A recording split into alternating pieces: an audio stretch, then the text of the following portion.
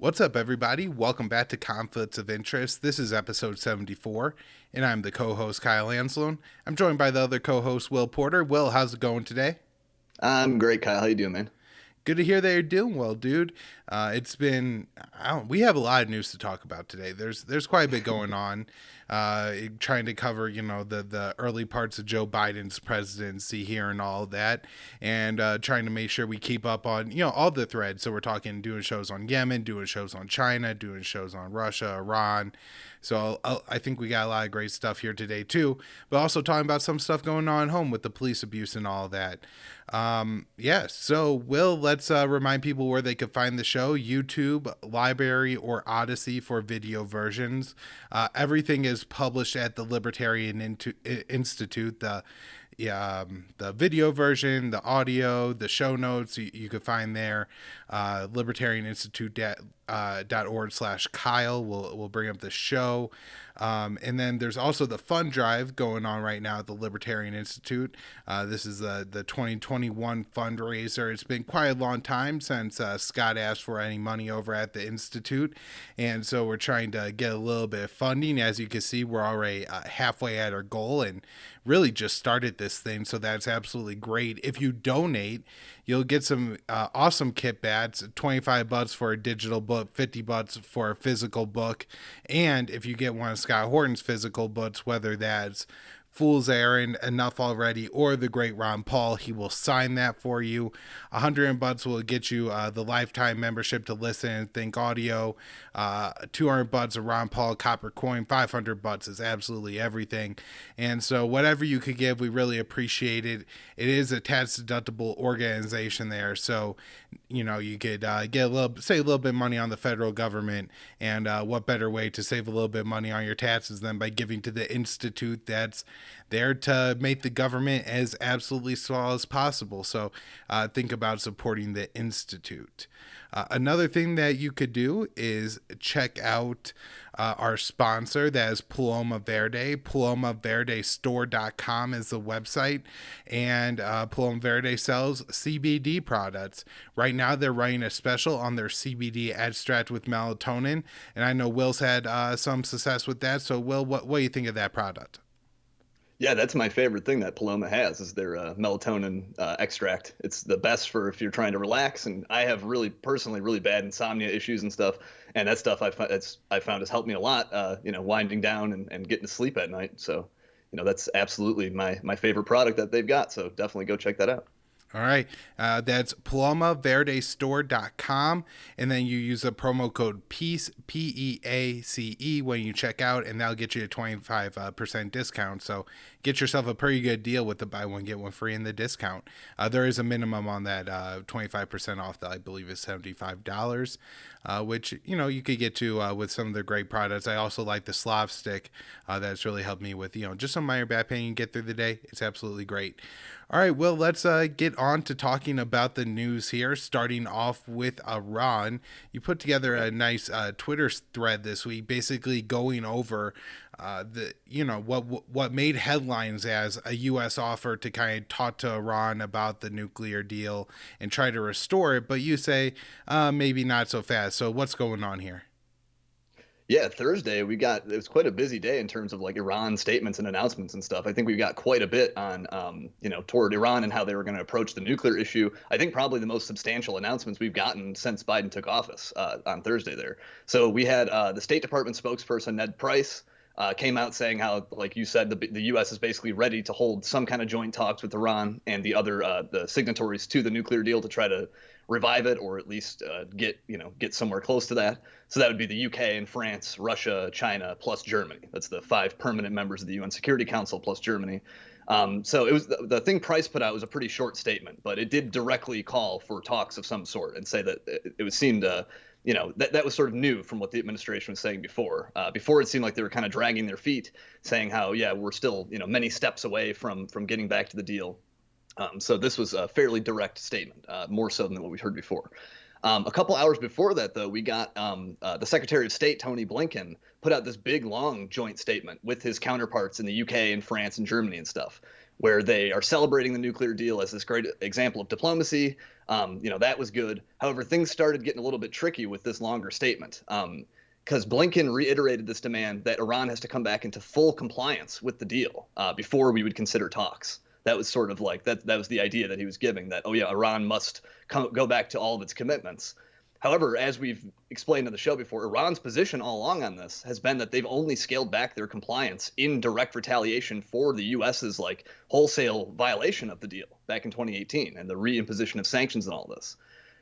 So the Iranians argue that the U.S. has to drop sanctions first and return to the deal first.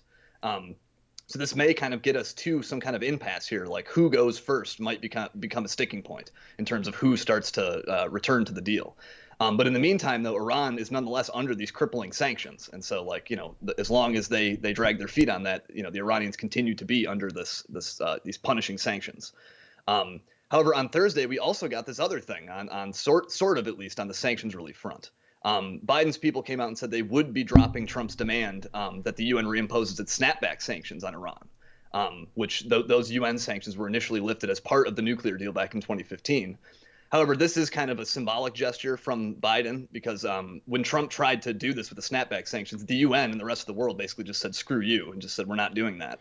But nonetheless, it does seem like sort of a positive move where they're trying to signal maybe they would be willing to do something here. They are kind of serious. Right. But I had thought with this one here, Will, that it was just the Biden administration acknowledging the reality that the other members of the Security Council, particularly Russia and China, had not accepted that the UN sanctions had not been reinstated. And I believe, in fact, the vote was like 13 to 1 against against recognizing the U.S. sanctions on Iran. So it's not really, it doesn't change anything. It's just the Biden team accepting that, the reality is that the rest of the UN hasn't accepted this. Right. Yeah, it doesn't have much like material effect. It's really just them recognizing what the rest of the world had already said. However, something that you had mentioned that not so fast, like this, there was one thing that really gave me pause that came after Price and Blinken put out their statements. Because these senior State Department people gave this briefing sort of to fill in some details after these big on the record announcements. And they were saying that the Biden administration may want to fold these regional issues and concerns into these negotiations that they're going to have with the Iranians, which would be a huge poison pill for them. Like Obama had tried to cram in these unrelated issues into the nuclear deal when they were originally negotiating it, but the Iranians rejected that. They said they insisted this be nuclear issues only, not their ballistic missile program, not their support for Hezbollah or any of these other issues or regional concerns or anything. And so the fact that these Biden State Department people are saying that, oh yeah, the way that Reuters initially reported it, they kind of paraphrased it a little bit weird. They had said that we can't imagine a renegotiated deal without these regional issues. But that's not exactly how he put it. But nonetheless, he did float this idea that, oh yeah, we got to address these other concerns. So that I think is very concerning. This could be something that just is a poison pill and screws up the talks right from the outset. The Republicans have been pushing for this kind of stuff all along to put more unrelated issues in the deal. That was one of Trump's reasons for ditching the deal in 2018. Is saying that it didn't include these other things. The Israelis have been demanding this stuff. So there is a lot of pressure on Biden to do something like this. And it's kind of worrying that his people are now saying maybe these regional issues have to be made part of these talks. Just and for a little bit of history here, Will, the JCPOA, which was signed in 2015, the Biden team, I think, is in the belief of what the Obama team pretended was the case in 2015, and that is that the Iranians came to the table because of the U.S. sanctions, and so I think they felt like, I don't know how this is really the case, but that they were able to really use the sanctions to push Iran to do something that they otherwise would have done in building a nuclear weapon. And so I think the Biden team is really assuming that they could then use these sanctions to push Iran to make other concessions. When in reality, it was, in a lot of ways, the U.S. that made concessions in 2015, because up until then, the U.S. had demanded that Iran enrich no uranium, and the ultimate JCPOA was Iran getting to enrich uranium up to a certain level. And so, while there were additional caps that other countries wouldn't have put on them for Iran on their uranium level, they were still able to enrich it. And that, I think, should be the real lesson here from the American standpoint, which is you really can't let Iran, or the idea would be not to let Iran enrich uranium up to a level where they would have something like Japan, where a latent nuclear program where they could very quickly build a bomb. So it seems like the buying team's in more of a bind than they realize. And then the other issue, of course, Will, is from the Iranian perspective. They signed the deal in 2015, which, they had a lot of concessions. They destroyed a nuclear reactor. They destroyed a lot of centrifuges. They exported a lot of their enriched uranium. And put caps on their program and additional inspections from the International Nuclear Watchdog. And yet, the U.S. broke it, even though they were complying with the deal. And so I think from the Iranian perspective, it would be like if me and you agreed to, I'll sell you my car, Will, for $6,000. I give you the car, you give me $3,000, and then you come back and you say, let's renegotiate and I'll give you $5,000 for it. I'm not going to accept that, because I'm guessing you're going to come back in another couple of weeks, saying you're going to give me $4,000 or something like that. And so I see no way that the Iranians would go for putting a lot of additional restrictions on their nuclear program or making other concessions here, because it kind of gives the Americans carte blanche to do something like this again. Yeah, absolutely. To not stick to the original deal. That is sort of what the Iranians have been calling for all along. And I think Mohammad Javad Zarif, the foreign minister of Iran, he came out last Thursday and he kind of responded to some of these. I think he specifically was responding to what Blinken had said, his longer statement with his European counterparts, where he's saying, like, enough of these words. We want to see actions. Drop the sanctions, return to the deal, and then maybe we can start talking. But no, we're not going to touch base. We're not going to start negotiating this from a totally different baseline than what we originally did. We have to go back to the original deal, and then we can start talking maybe. But it does seem like the Biden people might want to start tweaking things before they even get to that point. So that could bring us to an impasse. Right. Now, the U.S. says that they're not going to lift sanctions before talks. And I also saw this, I believe it's from today, Will, from Reuters. White House says U.S. communicating with Iran over detained Americans. And I believe it was Jade Sullivan, the national security advisor, that said it was a complete and utter outrage that there were dual Iranian American citizens that were imprisoned in Iran. And I'm guessing that some of these people may be imprisoned unfairly or something like that, but he said it was a significant priority for the Biden administration to get those Americans back home.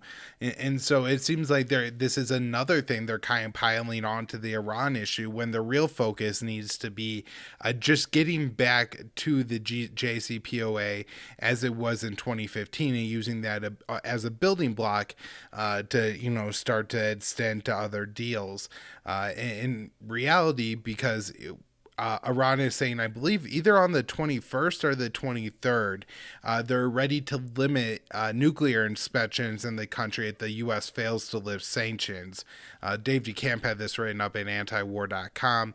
I've seen this misreported, Will, as Iran was threatening to throw out the nuclear inspectors, which doesn't seem to be the case. They're just looking to move back to a situation that a normal country would be in with the IAEA, rather than having the additional protocol which they agreed to in the JCPOA, and it is a further extension of what Iran has been doing since the U.S. left the agreement, which is, if one side isn't complying with the agreement, well, then you should, start to break the agreement on their side. Specifically, Section 36 of the JCPOA does allow that. It's laid out specifically in there. If, this happens, because it seemed maybe likely that the U.S. would go back on an international agreement. Maybe the Iranians have, saw the North Korea example and thought, this could happen. So, Yeah, they had that built into it. Go ahead. Oh, sorry. I just wanted to cut in real quick in regards to the curbing inspections. Like, yeah, as far as I understand, they're not going to be kicking out any inspectors, and I believe the government itself is actually not that in favor of this. I think it's more the legislature that has put this forward and passed this. I think the government has even said like, this isn't that helpful, and they're not fully down with this. But nonetheless, like this was a law that was passed, so they are going through with it, curbing the snap inspections.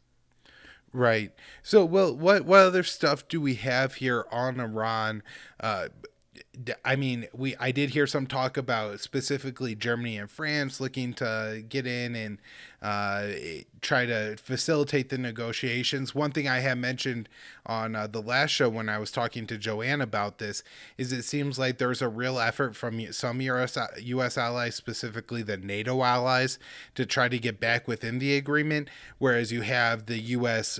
Arab allies, Israel, Saudi Arabia, the UAE, which actually seem more concerned with either blocking the deal from completely being reinstated like Israel, or in the case of the UAE and Saudi Arabia, at least making sure the U.S. and Iranian relationship remains unfriendly.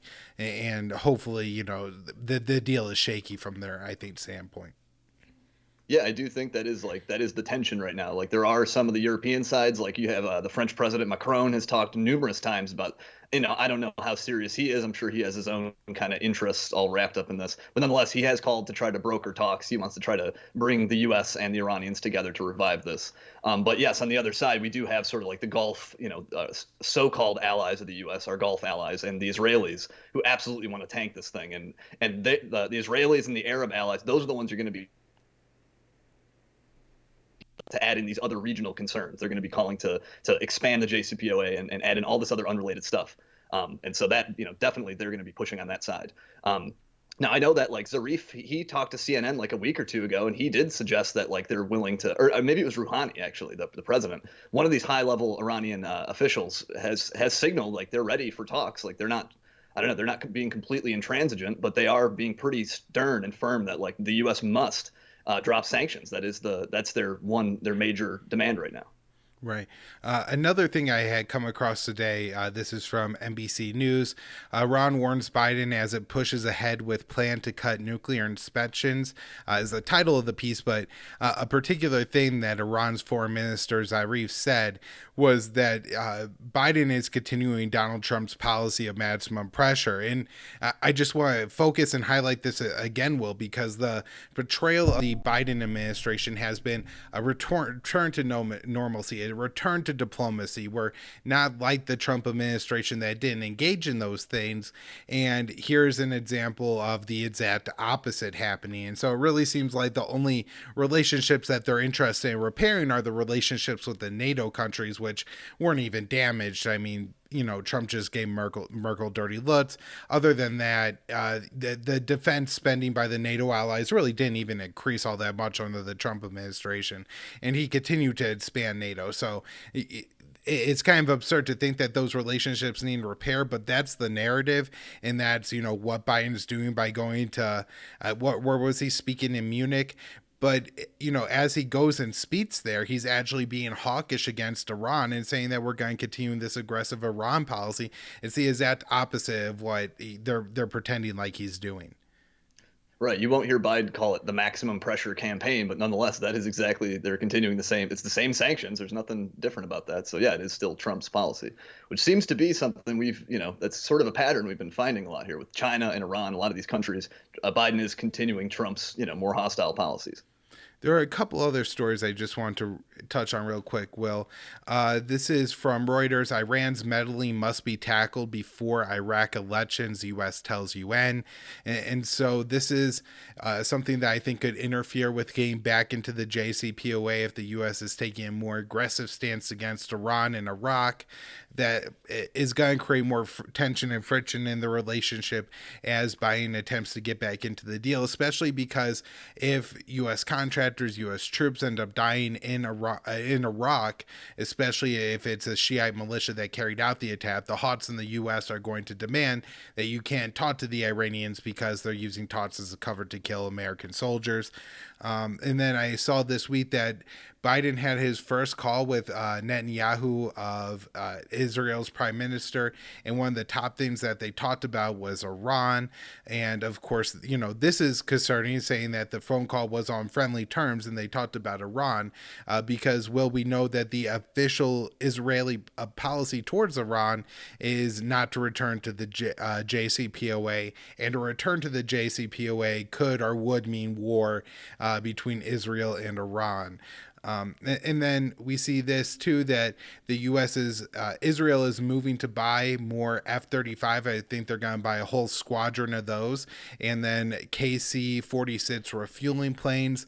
These kind of weapons, well, if they're looking for F-35s and the ability to refuel them, I'm guessing that's military capabilities they're looking to be able to use against Iran. And then I also see here that Israel says it's developing a new Arrow 4 ballistic missile shield with the U.S. And while, this is probably Syria, Hezbollah, and Lebanon that could threaten Israel with ballistic missiles, certainly that's a key cornerstone of the Iranian defense and deterrent. And, being attacked by Israel is their ability to respond with all their ballistic missiles. And so, this is another step towards the U.S. kind of solidifying the hostile relationship against Iran. And then I also want to talk about this just because the U.S. Relationship with Israel is so close, and I don't actually have the article loaded up here, but another article by Maureen Claire Murphy at the Electric Intifada went and explained how Fauci, I forget who he was talking to, but he was talking to a media outlet about the $1 million he got from his COVID reward. Did you see that? Well, he got $1 million prize from the Israelis. No, not from was it from the Israelis? I thought he got some prize from the Israeli. Maybe I'm. I didn't know who gave him the prize, but he got $1 million prize, which is funny because people are like, "What does Fauci get out of making this such a big deal?" It's like, well, he just got $1 million, so that's a good start. But he was bragging about Israel's ability to vaccinate its citizens, but in reality, Israel is actually the worst country at vaccination. It's essentially medical apartheid. The Palestinians aren't able to get vaccinations. Russia donated 10,000 vaccinations to the Palestinian Authority. 2,000 of those were going to go to frontline aid workers in Gaza, and Israel is still holding up the transferring those vaccines to Gaza, which is just crazy. Well, they're not even begging the Israelis for the vaccinations. They're just asking to bring them from the West Bank to Gaza to distribute those, and the Israelis are holding that up. And so it's very disturbing that the U.S. is getting and developing such deep ties with Israel right now, where in the U.S., if you have a disparity between the vaccinations going between black and white Americans and stuff like that, and that's not to say that's not an issue at all, but the comparison between that and what's happening in Israel, where it's a direct policy, Palestinians can't get vaccinations, and Israel is distributing the vaccinations to their citizens at an extremely high rate. If you live as a settler in the occupied territories, you're allowed a vaccination. If you're one of the occupied Palestinian citizens of the West Bank, you're not allowed one. That's the situation in Israel right now. And, Fauci's going on and bragging about how well Israel's doing with their vaccinations. That's pretty disturbing and something that should be called out. No doubt, man. I saw there's this big controversy with this comedian on SNL. I forget the guy's name, but he had said something like, he cracked a joke, something about, the Israelis have, vaccinated half their population. I'm guessing it's not the Arab half, or I'm guessing it's the Jewish half. And everyone's freaking out and yelling at him and saying, they're like deliberately conflating Israel's Arab population with the people dominated in the occupied territories. They're saying, the Israeli Arabs are getting the vaccines and all this stuff. And clearly he's talking about the oppressed helots they have, living in subjugation in these stateless little territories. Not the stateless in the way that you and I would want. It's the worst kind of stateless. And so I don't know, that right now is a massive scandal with this comedian. People are calling to cancel him and all this stuff. But what he pointed out was a truth, I think. Well, as a principal, I do not watch SNL, but I may have to just break that one to check out that clip. Will, let's move on, talk about the Capitol, or did you have anything else on Iran? No, actually I was just going to mention that before Ned Price came out with this announcement, Reuters is reporting that the Biden administration did let the Israelis know ahead of time. So I thought that was kind of interesting, telling them like, don't worry, guys, we're not gonna, to reassure them, the poor babies. That is Um, interesting because one of the things I said to you last week was that wasn't really expecting a U.S. announcement on Iran, like on Friday or over the weekend, because I haven't seen the Israelis coming out and complaining about it and saying that if we get back in the JCPOA, we're gonna have to go to war and stuff like that. And so right. it's very interesting that they got a call ahead of time. All right, well, going and looking here at the capital of the United States, Washington D.C. Uh, Going back to the Capitol riot and everything that has gone on since then. I have this article here from Fox 5 in DC. Sits Capitol police officer suspended, 35 under investigation after Capitol riot, spokesperson says. And so this is pretty. It did look like there were a few officers that day, Will, that were very, very friendly towards the rioters. And I guess, maybe they weren't rioters at that time, but let them, walk right in the front door of the Capitol and stuff like that. So what do you think about this development? Yeah, I don't think they mentioned like what. I mean, I don't think they specify what the why or what they're investigating with these cops. But yeah, presumably it is the stuff that we had seen previously about some of the allegations of the cops letting people in, and apparently one of the rioters even told the FBI that like one Capitol officer told him that it's your house now, so like go ahead and go ahead and trash the place. So apparently that is what they're investigating them for, is like being too chummy with the rioters or letting them in or something. It would certainly be fascinating to find there's some kind of like conspiracy among the cops to let them in. I don't know how likely it is. I know there are some cops who are kind of Trumpy and right wing, so that's not totally impossible, I guess. Um, but yeah, this is a hilarious thing. I think so far they've the feds have launched something like 200 different cases, federal cases against people, either rioters or people believed to have been rioters. It would be kind of ironic or just kind of rich if among them are federal police that are getting charged alongside the mundanes for this. Right. Well, yeah, I mean, I'm sure some officers were sympathetic, and so it wouldn't even have to have been a coordinated thing necessarily. That, Sure. in the moment, you don't have enough backup. You got a bunch of people yelling at you that also have Bat the Blue stickers on their trucks, and you're kind of confused, and you just let them into the, Capitol building or something like that. It really doesn't seem like the police knew it didn't have like a firm strategy for what they were doing in the Right. Capitol, whether they were letting them in or not. And so that's kind of the situation. I also imagine that some of the people who are maybe under investigation have posted things on social media, or that may be coming under more scrutiny. What Right. these cops have on Facebook, if they're wearing MAGA hats, if they're posting pictures of themselves drunk in their police cruiser shooting off their 9 millimeters in parking lots and what other crazy stuff that cops do, is running them in trouble. I'm not sure, but as you point out, some police accountability here could be a good thing. Don't often see that. Now, let's talk about the continuing occupation of DC here. Well, I talked about on the last show how nearly 5,000 National Guard troops are going to remain stationed over concerns of violence in March. But even past that, the AP says police are suggesting keeping the Capitol fence up for months. So, not just until March, but maybe September, October, I'm hearing. Yeah, that is what the Capitol Police are reportedly calling for, all in the name of this domestic terrorism crusade that we've talked about a few times. I think they had something like 26,000 National Guard troops in the Capitol. So like the security theater has been right now, like you said, it's now back down to like 7,000. I think it's going to be down to 5,600 by mid-March. But like it's been a crazy display of security theater. In addition to the troops, we have this security barrier that's like circling the Capitol. It's like a 8 foot tall metal fence with like razor wire on top. Pretty big barrier, pretty serious barrier. It's certainly not just like a chain link fence. It looks more beefy and serious than that. And yeah, the Capitol cops are now calling to leave that up all the way until September. And they're claiming that there's still threats to lawmakers from like extremist groups and people on the internet. And that's sort of the rationale, is again this whole domestic extremism, domestic terrorism, security theater. And I just think like not only is the visual of this whole thing terrible, it's like politicians like walling themselves off from their barbarian constituents apparently, but it also just really plays into all this theater we've been seeing. This idea that there's this heightened threat environment or something. It really does seem like they want to keep that atmosphere alive as long as they possibly can, at least until September. And some Democrats have actually called already to make this permanent, to make the security fence permanent, to just leave that around the Capitol so no one can ever, get near it. So that idea has already been floated. And I'm not actually sure if it's been approved yet that they're going to keep it up until September, but nonetheless, there are people pushing to make this a long-term project, this massive security presence. Yeah, and I think it's really disturbing that the politicians have reacted to a perceived threat on their lives by building walls outside rather than trying to figure out what's going on with the people that would make them that mad.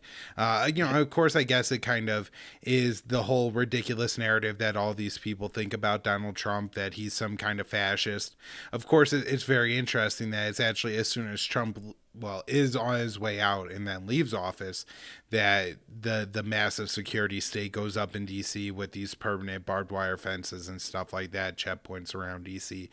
Can you imagine if this was, Trump taking office and this was the scene in downtown DC? People would have felt justified in their claims that this guy was a Nazi and everything immediately because of stuff like this. And here Joe Biden does it and is portrayed as, defending democracy. I think that's pretty clear to a lot of people too, the contrast that would be drawn if this was a different president.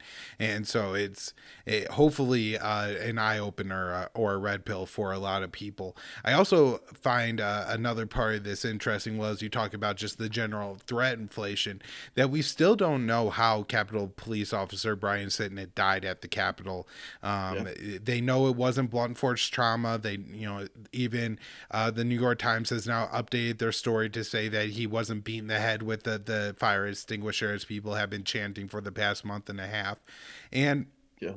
Yet you still have things like the Chris Hayes. I don't know if it was. I'm sure he doesn't write his own tweets, but his show's Twitter account said 3 Capitol police officers died in connection with the riot, which is absolutely absurd because you have Brian Sitnick, no evidence that he was killed by the rioters. The only thing circumstantial that he says that he was pepper sprayed a couple times that day, and then he had 2 officers kill themselves in the week after, but. If a cop kills themselves, you can't blame the rioters for that. That's absurd. Makes no sense. So, if the cops realize they were doing terrible things, or who knows what was going on in their lives that made them do that, not to mention the lockdowns are probably more responsible for suicides than the riot anyways, if you want to look and talk about things like that. So, holding people responsible for suicides. Will, anything else on the Capitol or the occupation of DC? No, it is just funny how they were able to maintain their little narrative there for a couple weeks, just as long as they, I guess, needed it for the whole impeachment thing before it just started completely falling apart about who this thing killed and how dangerous and deadly it was. And yeah, now most of their major talking points have just kind of faded to nothingness. Right. Of course, listeners to this show would have been skeptical right away because, all along we were like, we're not sure how this guy died. It's very clear. But the media seemed very concerned with making sure everybody believed he was killed by the rioters. And that was an unquestionable thing. If you questioned it, you were siding with the Trump people. You were covering for the insurrectionists, the Nazis. You were a terrible person. Let's move on and talk about some cops other places in the country. You put out this tweet quoting the great Scott Horton, your security force. Hallett was already on probation for illegal drug use. His mother, Donna Watson, says police threatened to arrest and charge him in the latest incident if he didn't work for them as an informant. So tell us the terrible things that happened to this kid because police bullied him into being an informant. Yeah, sure. So this is in a town called Hopewell in Virginia. And the woman that's mentioned in my tweet, the mother of this guy, Troy Howlett, has filed a $13 million lawsuit, or rather, it's actually 2 lawsuits, but altogether it's $13 million. And she's saying that the cops are effectively to blame for her son's fatal overdose. This happened back in 2018, but it was back in the news this week because there were some developments with the case. Um, and I gotta say, at first I was a little skeptical about this. Like, can you really put this guy's drug use on the cops or on someone else? Isn't it his responsibility or whatever? But the story does get very messed up. Once you get into the details of it. So this dude, Troy Howlett, he was 31 when he died. He had been hooked on opiates for quite a while. He got hooked on painkillers when he was a teenager after a car accident. He ends up on probation for some drug-related charge at some point.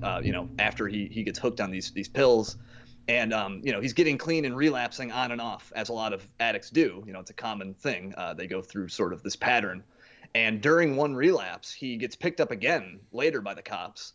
But this time they decide they're going to coerce him into becoming a confidential informant. They threaten to arrest him if he refused. He was already on probation, so it's pretty easy to just violate him and get him sent back to jail, make his life hell, basically. And this is all according to his mother's lawsuit. And then there are text messages between Troy Hollett and the cops showing that they were fully aware that this guy was a drug addict and that he was in the middle of a relapse, that he was explaining all this stuff to them. But nonetheless, they sent him out to go buy drugs. And a few days after his last buy, I think in the summer of 2018, he overdoses on heroin and dies, fatal heroin overdose. And according to the lawsuit, he was using some of the drugs that he was getting on these purchases that the cops effectively coerced him into, including the heroin that killed him, which they had done tests on it and stuff. Apparently, it was like heavily laced with fentanyl.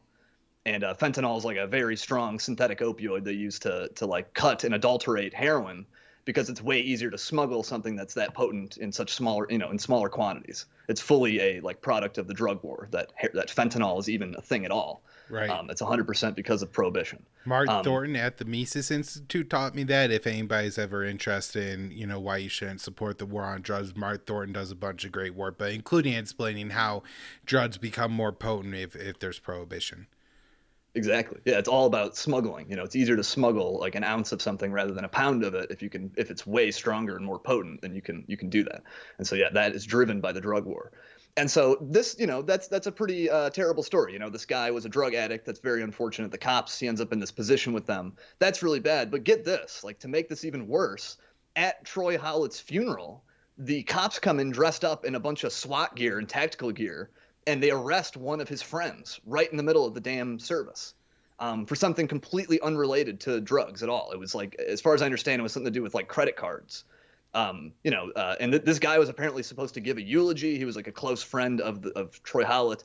And so Howlett's mom is also suing for this as well. She's suing for like emotional damages or something for just completely cruel, ridiculous display, of callousness to go into her son's funeral like this. They could have done it before, they could have done it after, but they decide to make it a big show of force right in the middle of the damn thing.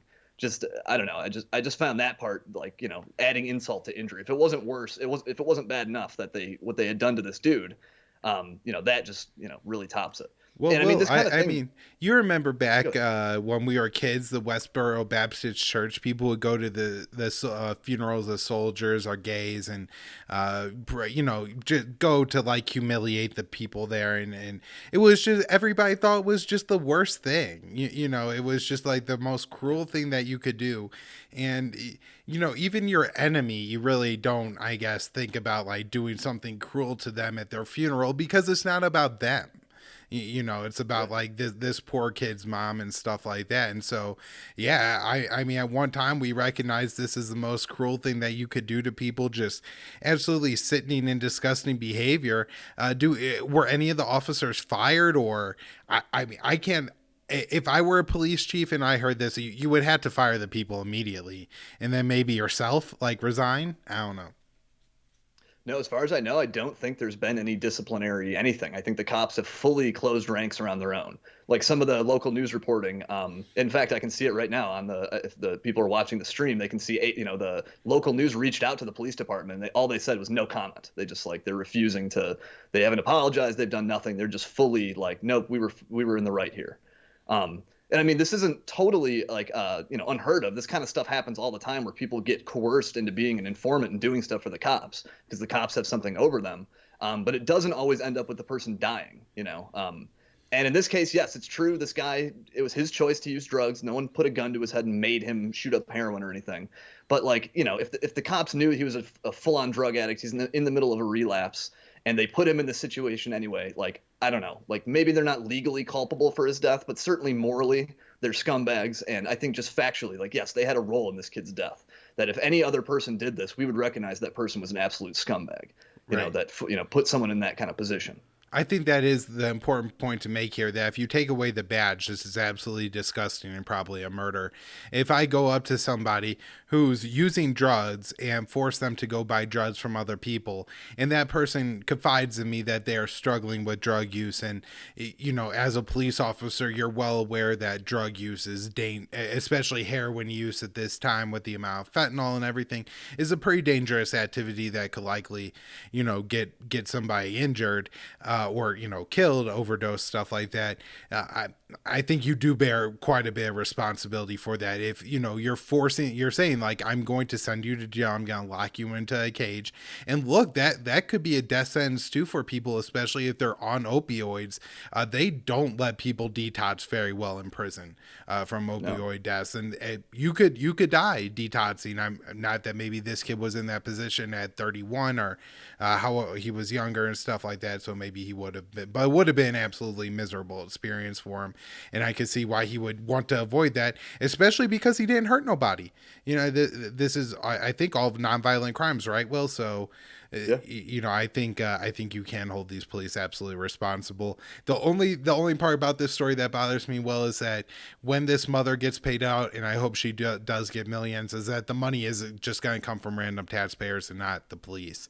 At That's least, right. Yeah. fire these guys, taint their pensions, and give that all to the woman. I think is about all you could do to try and make this situation right. Anything Yeah. else on this story? Absolutely tragic.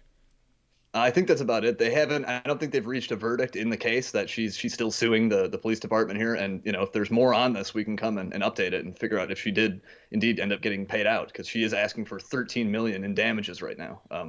I don't think she's asking for anything criminal. It's all, I think, a civil suit. But yeah, we can update if there's more. So, Will, talking about more about policing in the U.S. here, I have a article from Reason titled "Appeals Court Rules Against New York Police Unions Says Misconduct Records Can Be Released." It's by Scott Shapford from the 17th. The thing I found most interesting about this article, Will, is it's really revealing for the police union, right? That they're suing to keep the records of police misconduct secret because they say it will put the officers more at risk. Why would it endanger the officers? Because it shows absolute police abuse and that people are going to be absolutely disgusted with their police department. And so Yeah. I didn't have a whole lot of details on this story. Well, I believe it was the Second Court of Appeals that held the ruling, upheld the ruling from the district court that said that these records could be released. I believe the city of New York in recent years released like over 3 million records of police misconduct. Now, they say that only 3% of those records were substantiated, but who's investigating the police? The police are supposed to be the investigators. They'll probably even solve 50% of crimes that happen in the city that are actually reported to them, much less, solve the crimes that are committed by their fellow officers. So I'm not surprised that the number is that low, but it does say that this should help to get citizens' complaints of excessive force, shooting reports, body camera footage, reports of lost police guns, transcripts, and outcomes of administrative trials, and even itemized data on police use of force. I thought the key there one was the body camera footage, Will, because one of the things that's I think been pretty negative with the body camera footage is that police departments control that, and they've, in most cases at least, have been able to release that footage somewhat selectively in order to make the officers look better rather than worse. And now, in court cases and stuff, it does come out, but that's something that happens. But if you have the citizens being able to get that body camera footage, I think it could help expose a lot of crimes. We've had a lot of police officers bust themselves on their body cameras or their partners on body cameras planting drugs on people. So Yeah. hopefully we could, continue to have that kind of misconduct exposed. Yeah, people actually might remember, longtime listeners. We actually covered this back in June on the podcast that preceded this one on Foreign Policy Focus. New York passed this like flurry of all these police reform bills, like 10 of them at once. And one of them had to do with like opening up the disciplinary records and making it easier to get those out. And I think that is what the police unions have been challenging, is that law back over the summer, that because previously you had to have a court order to release any of these disciplinary records. Whereas now I think the process is a little bit easier. You don't need to go to a court necessarily to do that. And yeah, these police unions were saying, no, that's going to make people not like us because it'll show what, horrible thing, the terrible things cops are doing, which seems like not a very good rationale, that like, it's like people won't like you for a legitimate reason because they see you're doing terrible things. So I don't know. That's absolutely, people have a right to know that kind of stuff. And so I think this could be, once the city really starts moving forward with this and releasing these records because of this ruling we have, this could be a prelude to a lot of really interesting stories about just like, some of the terrible things, especially NYPD. It's like the biggest PD in the country. And just, with the size and scope of that, like I think there's a lot of corruption stuff that happens there. Right. It was, I believe, police officers in the Bronx that had sets with an 18-year-old girl who was handcuffed in the back of a cop car and claimed it was consensual. So stuff like that definitely needs to be exposed. Will, going and moving on to Chicago now, another majorly corrupt U.S. city. We had this article here from the Chicago Tribune. Chicago Mayor Lori Lightfoot spent $281.5 million in federal COVID-19 relief money on police payroll. I will note that this money apparently was from police payroll from March to May of last year. So for people who are trying to dunk on her saying, oh, what about the defund the police movement? I guess this was before the George Floyd protests. At the same time, city officials, including Alderman Daniel LaSparta, had called for a long time to put this money towards housing programs and stuff like that. So it's not like this money necessarily had to go to police. It was federal bailout money. They got $1.2 billion in total. So about a fifth or a sixth of it ends up going to the police department. And it's just quite amazing that you could give the police departments this much money. And then think about this. This is actually, this 200 and something million dollars goes leading up to the George Floyd protest, and you now have this report that was published by NPR titled "Confusion Hampered Chicago Police Report to Summer Protest Watchdog Report Says," and it goes through and basically explains that there was no preparedness. The police didn't know what to do. They were unprepared to deal with protests on a scale that required to arrest 1,000 people in concentrated time periods. Not that they actually had to arrest all those people, but they ended up arresting protesters, and as a result, arrestees were held without proper processing, providing the substantiation for reason and duration of their detention, with some eventually released without being charged, and some being charged with either less or more serious than their actual conduct may have warranted. So this police department is a complete joke. Well, they can't even arrest people and write down what their crimes are, and yet they're getting $250 million, and that's just over a course of a couple months to pay payroll. If anything, just lay the police off because they can't do their job anyways. I think a lot of people in the U.S. felt like during the George Floyd protests, whether you were a protester demanding more police accountability, defunding the police, or a lot of other people who felt like the police weren't doing enough to stop the protest or protect, particularly private property. It's no surprise that everybody is pretty, dark on the cops right now. Yeah, I don't. You hit that one great. I don't know how much I have to add to it. However, I will say it reminds me of how the Pentagon took millions and millions of dollars that was supposed to be devoted to COVID relief and preparations for COVID, and passed it out to arms dealers and defense contractors and stuff. So you can definitely trust government to spend your money wisely during a pandemic. They won't just hand it out to arms dealers and cops. All right, well, let's move on next. And I just want to touch on a couple of stories that I believe are also all from Reason. They've been doing a great job covering police abuse recently. This one Yeah. titled FBI Arrests Activist Daniel Baker Over Posts About Police Abuse and Self Defense. This one I thought was kind of disturbing, well, because it's pretty clear he didn't say anything that really crossed the line, and yet he was arrested for this. This is somebody who describes themselves on being on the hardcore left and was actually calling for people to fight back against armed racist mobs, and thought basically he bought into the left wing hysteria here that there was going to be a coup and was looking to prevent a coup from happening. And that's, I think, part of what they arrested him on. So this one, I don't know if you had much else to add, Will, but I thought was a pretty clear violation of First Amendment rights. Yeah. So this dude posted this flyer online, basically, like you said, he was like calling to defend the Florida State House, I think specifically against an armed racist mob.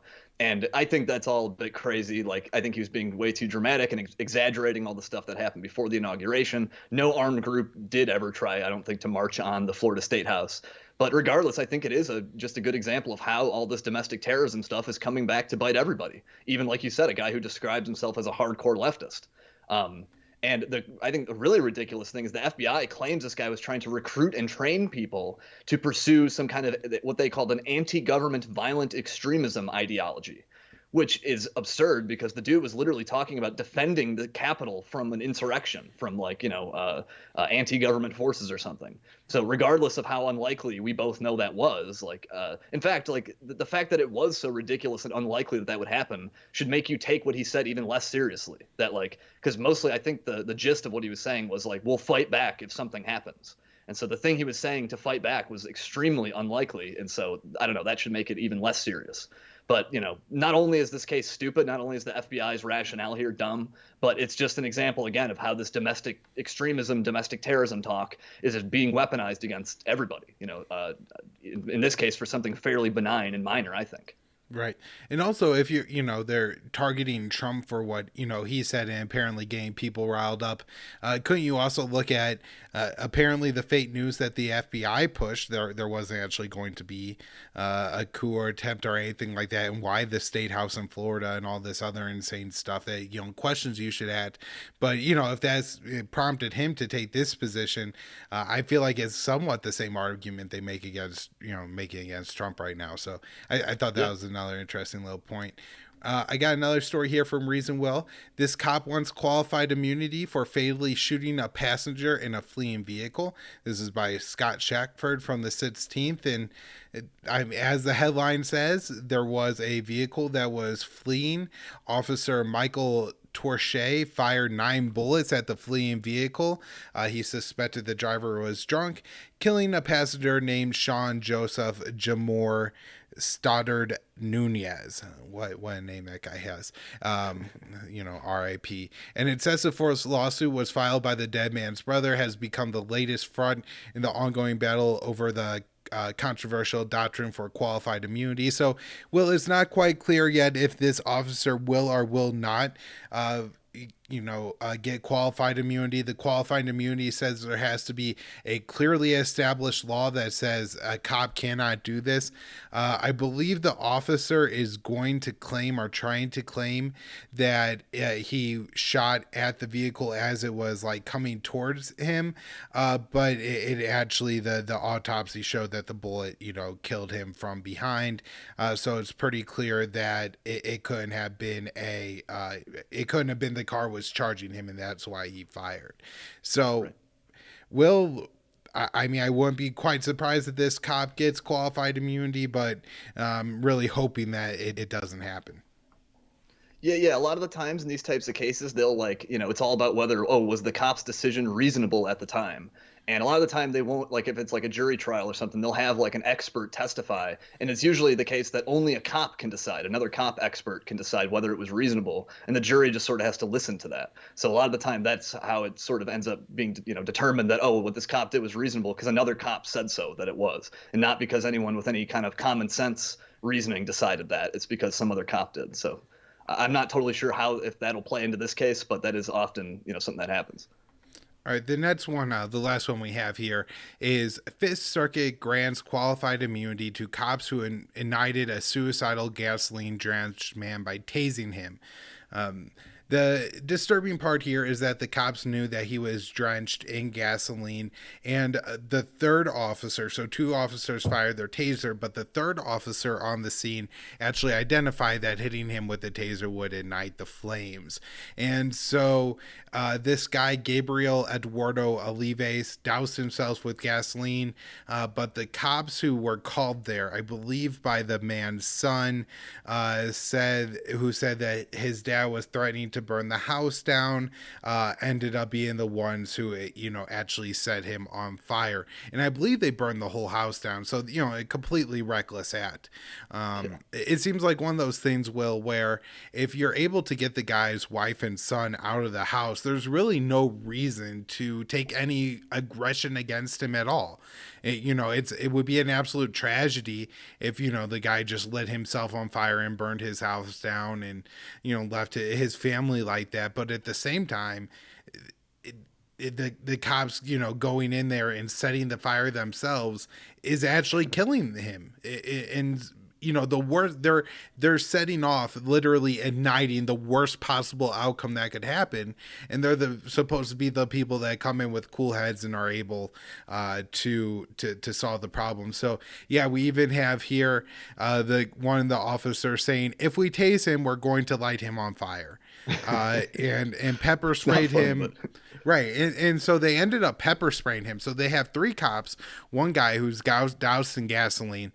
He's maced, and they don't, I guess, try to arrest him then. Then somebody says that it appeared he might be holding a lighter, and so they tased him.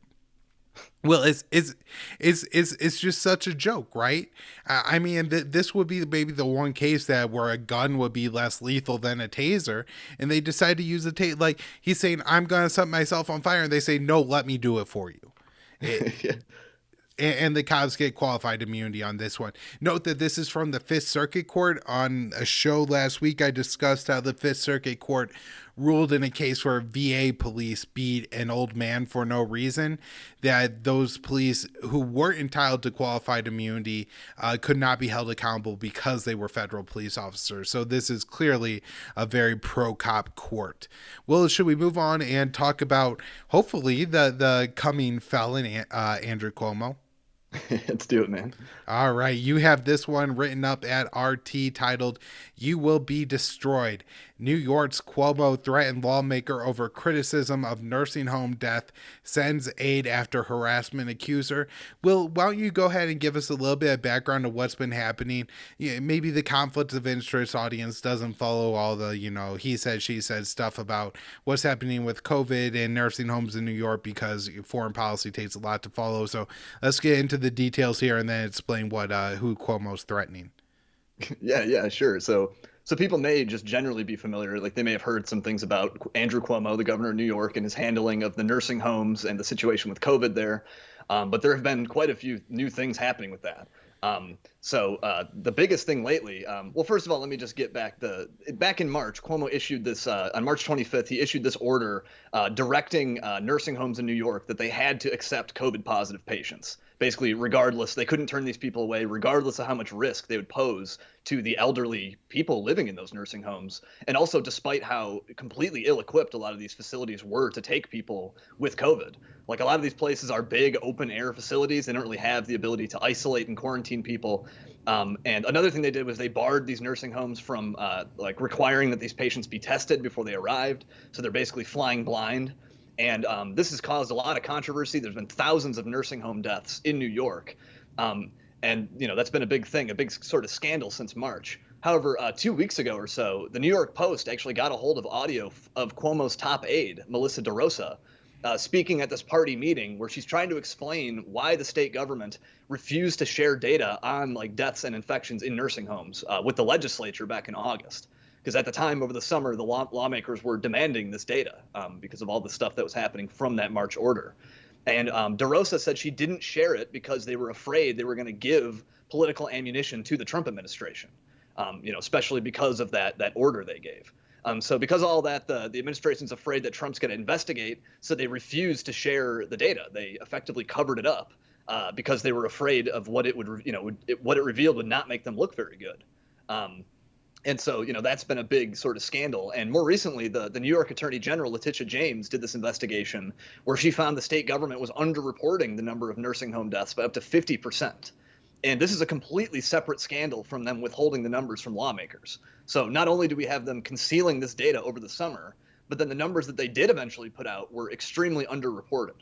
And actually, immediately after that AG report came out, the New York Health Department suddenly magically found thousands of new nursing home deaths that they added to their tally. And they're still probably undercounting that, but that was pretty, pretty dastardly. Pretty, they got caught red-handed. So anyway, this Cuomo aide is very clearly and blatantly admitting to all this.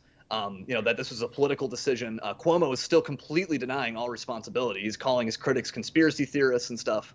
And like you opened this up with, Cuomo has since this New York Post report came out, apparently tried to intimidate one of the state lawmakers who's been speaking out on this. And they were quoted in the New York Post story, this guy, Ron Kim. And Cuomo called him up and threatened to destroy him and all this stuff. And he's going to ruin his reputation for speaking out on the nursing home scandal.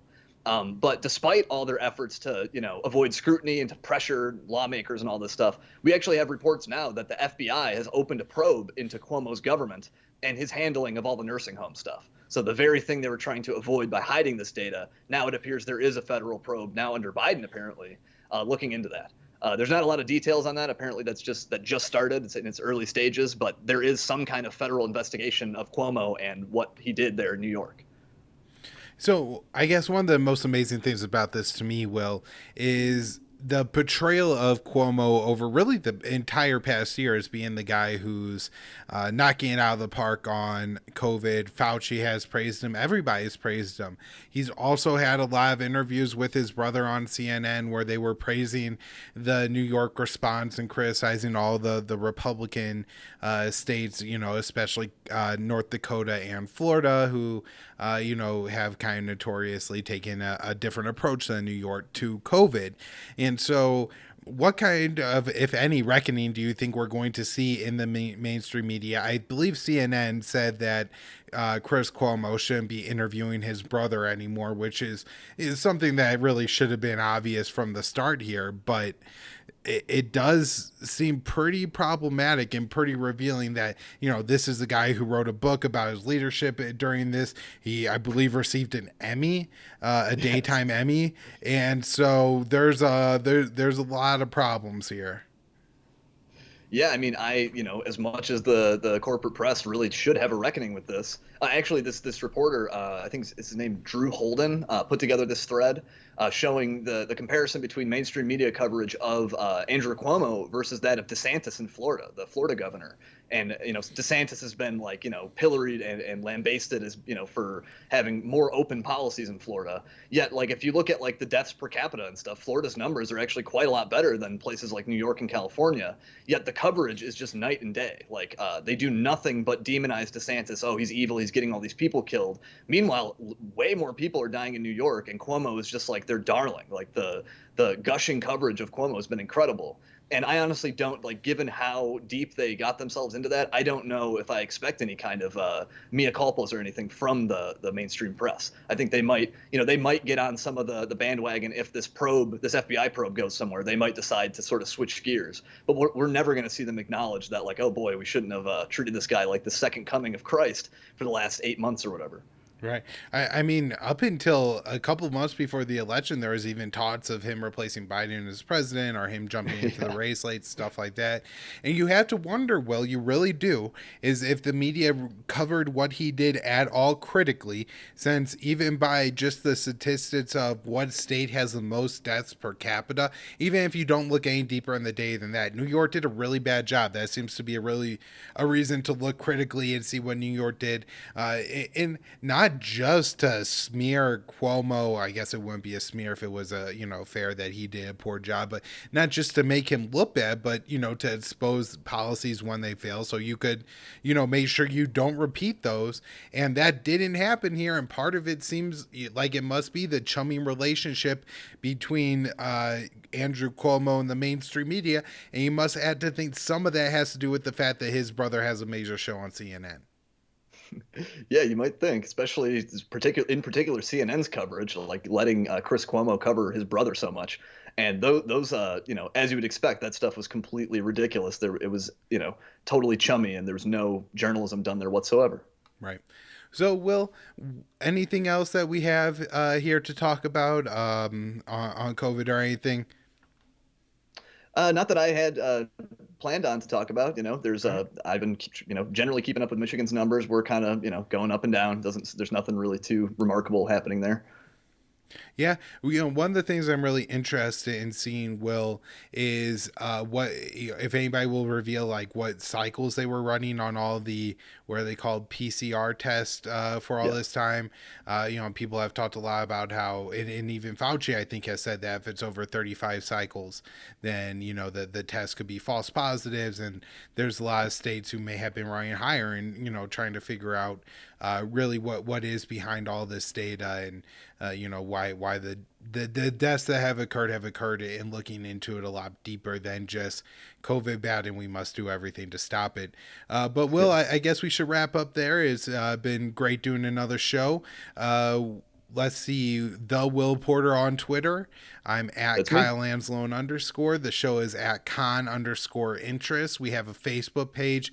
If you're on Facebook, like the page, share the post. We're doing a lot of these short clips on both Facebook and Twitter now, putting them out as a way to promote the show. I think they're really great. The problem is that we don't get a lot of favoritism in the algorithm. So if you do see them, Yeah, hit the like button, hit the share button. That way, hopefully, you build the channel a little bit. Then you just get some natural feedback and stuff going on. So yeah, if y'all could do that, that would be really great.